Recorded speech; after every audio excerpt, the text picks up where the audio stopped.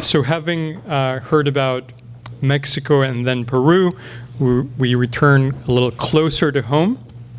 The next presentation is about a town in Connecticut called Westport, and Charles Salzer will give us the presentation. Please welcome him to the podium.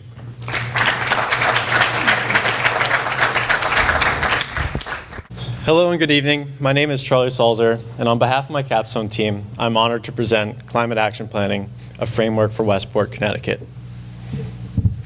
On a global scale, 70% of energy-related CO2 emissions are attributable to cities. While this increasing trend goes back decades, the movement of cities taking action has started in 2005.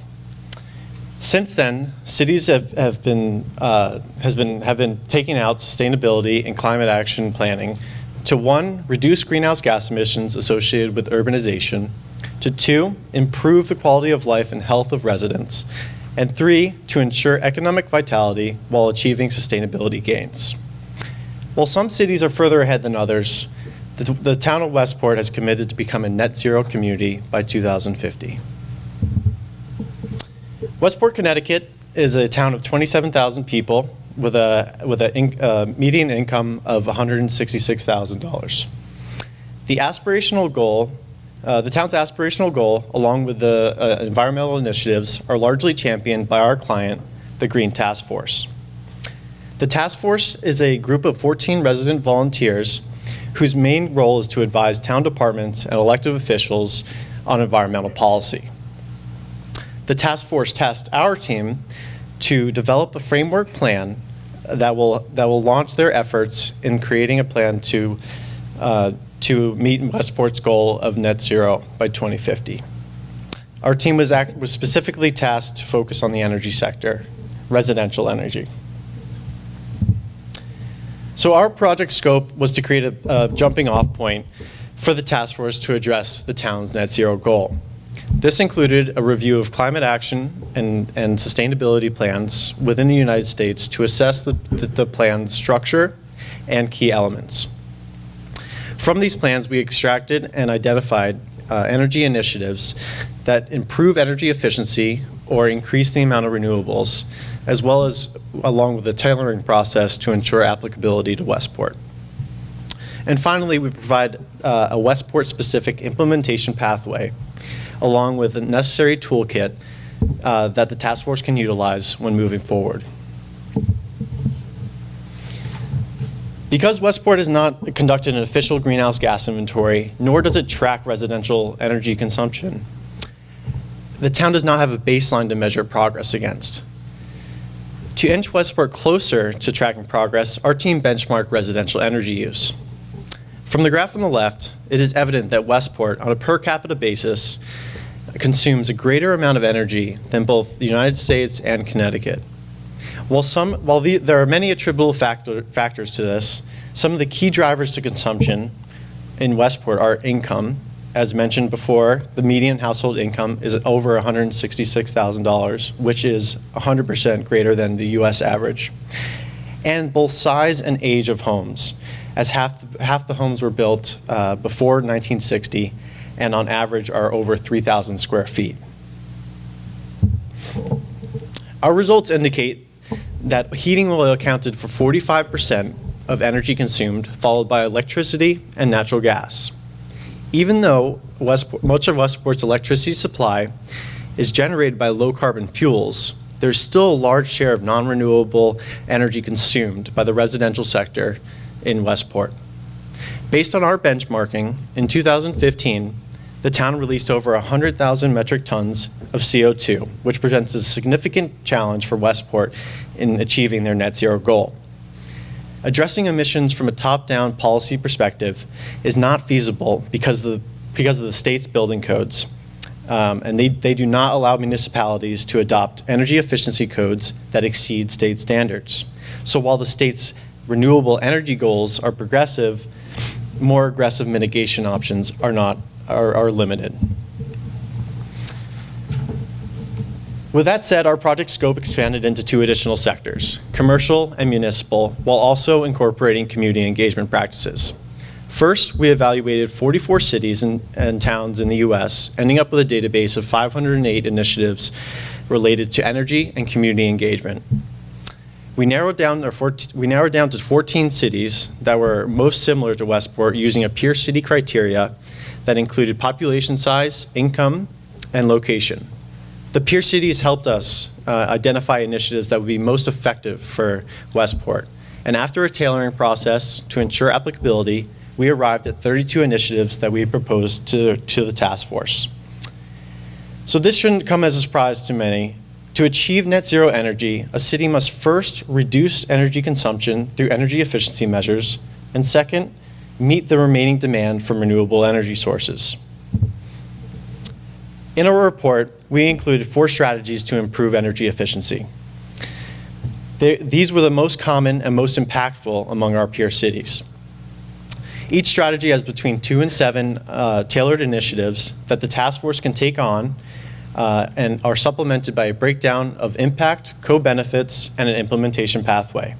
The 4 strategies are audit and retrofit buildings, promote the use and implementation of technology that increases energy efficiency, develop financing mechanisms to fund energy efficiency upgrades, and to cultivate awareness of energy efficiency through community engagement and education. To balance the energy equation to zero, the remaining energy demand by the town's 3 sectors must be met by renewable energy. We identified 3 strategies that will increase the amount of renewable energy supply and generation. These 3 strategies are foster a community and regional transition to clean energy through stakeholder engagement and partnerships with utilities, establish and identify financing mechanisms to help develop renewable energy projects, and continue to promote solar PV installations in all sectors. Having described our overall strategy, we'll now share one specific project that we're recommending for Westport. A renewable energy mitigation program is designed to promote renewable energy and energy efficiency projects. Similar programs have been carried out by Aspen, Colorado, and Martha's Vineyard, Massachusetts. Based on the success of these programs, along with the fact that these towns have similar housing stock characteristics and consumption behaviors, a program of this nature would work well in Westport. To implement, town departments such as the Planning and Zoning Commission and building departments will need to determine an energy budget for households above a certain size. As an example, the city of Aspen determined their program would only apply to new or remodeled homes greater than 5,000 square feet. Once an appropriate energy budget is set, homeowners who consume additional energy have the option of installing renewable energy systems, such as rooftop solar, or by making a mitigation payment instead.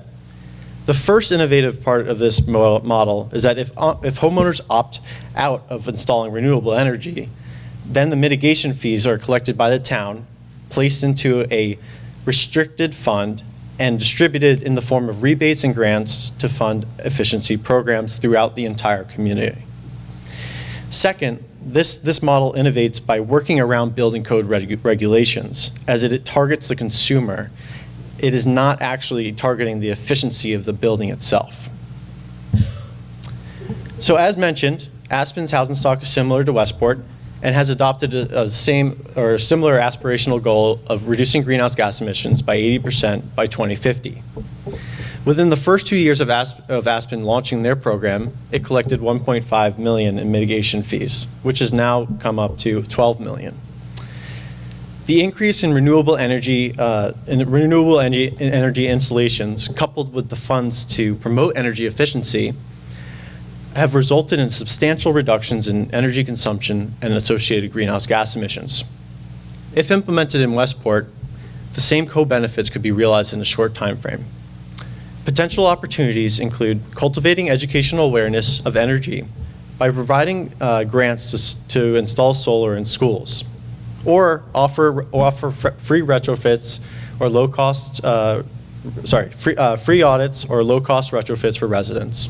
Finally, as Westport continues to strives to reach their net zero goal, these mitigation fees can be allocated towards hiring staff to run such a program and to motivate and inspire more residents to participate.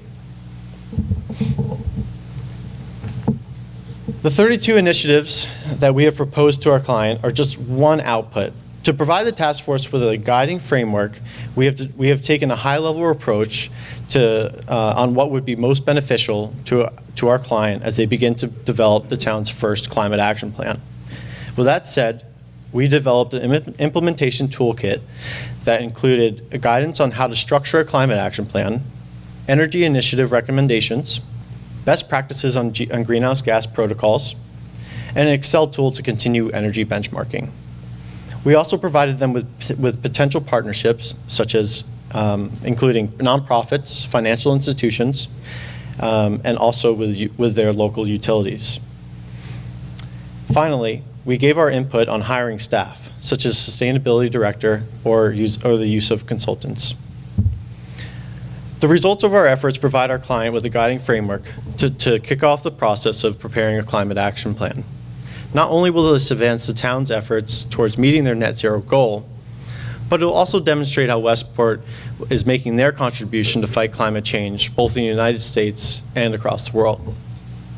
Thank you very much, and I'll take any questions.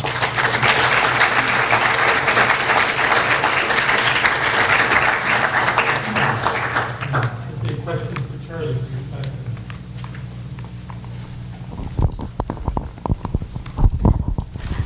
Hi, so now that you're at the end of this project, I'm wondering do you as a group think that Westport will be able to achieve net zero by 2050? That's a great question. So that's a very hard question to answer right now. They do not have plans set in place. We are the ones providing that jumping off point. So there's a couple things that come into factor.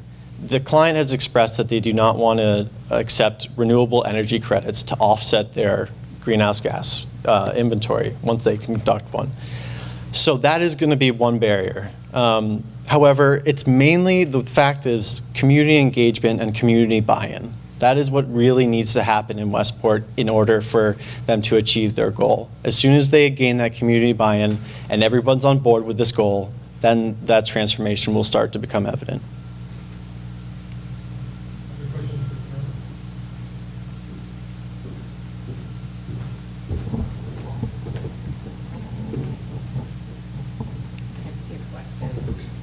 So the first one is, and maybe you can just briefly talk. Oh, I didn't turn it on. Okay, there we go. Yeah. So I'm curious, it seemed to me that the greenhouse gas issue was around heating. If it was natural gas and fuel oil was the majority of your greenhouse gas emissions, and maybe you could just briefly talk about what your recommendations were to reduce that part of the footprint. Right. So our greenhouse gas emissions, they came from the natural gas. We also went to the grid for electricity as well as heating oil. As far as recommendations, a couple of our recommendations involved the transformation into, switching to a natural gas boiler, for instance. The effects of that, we don't know because there is limited data on how many boilers there are in Westport, but that is definitely one of our recommendations because heating oil is so prevalent in Westport. However, with that in mind, there has been based off 2 years worth of data, there has been a decline in oil consumption and an increase in natural gas. Okay. Thank you. Final question from me, Charlie. Does Westport have the legal authority to implement the Adopt a Renewable Energy Program? Right. So we took a keen focus on this because you're right, absolutely, the building codes are an issue. However, we identified that this policy, well, not necessarily policy, but it would more approach the consumer behavior rather than the actual efficiency of the building. So we believe that would be the alternate route from actually deviating away from the building code issue. Okay, thank you very much.